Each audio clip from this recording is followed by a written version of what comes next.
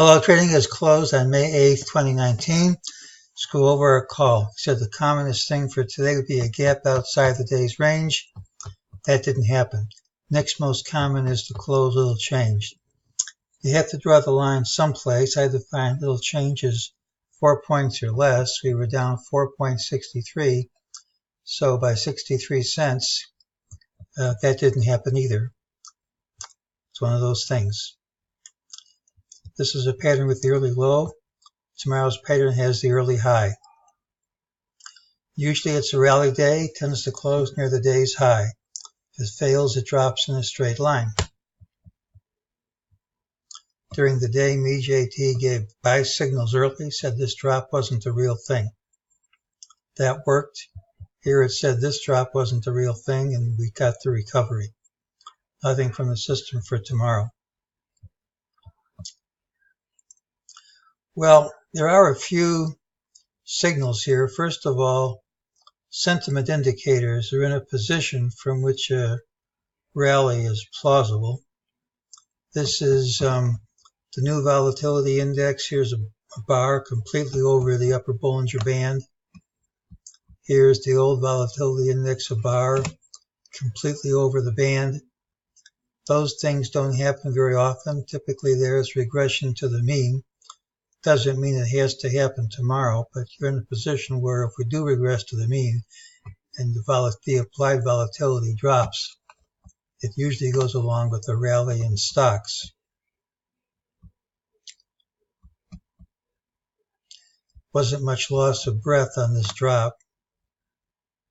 Here's the CBOE options total put call ratio.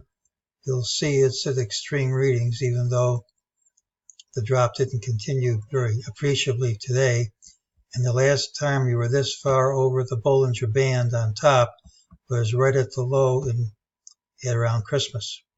So we have sentiment that's compatible with the low here.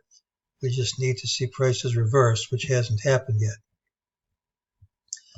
Now there is a rule of someone else that when you have a straight line drop like this and you have a bar printing completely within the range of the previous bar, almost always you rally the next day. And let's not forget, tomorrow's open is a surrogate for today's close. So if we gap down, go under this low, the pattern's killed.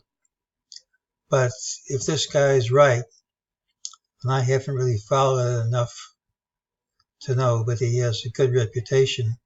If he's right, this gives a buy signal. There's one other person I know who uses a similar system, but he requires trading over today's high for confirmation. Now we have a wall into the close, and a lot of the times these things will gap up.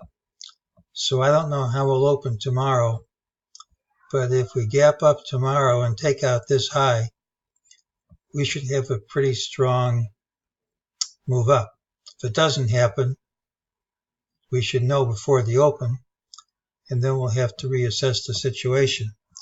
Now, if that is a low that we hit yesterday, here's a count for an ABC where the fib ratios balance very nicely right at today's low.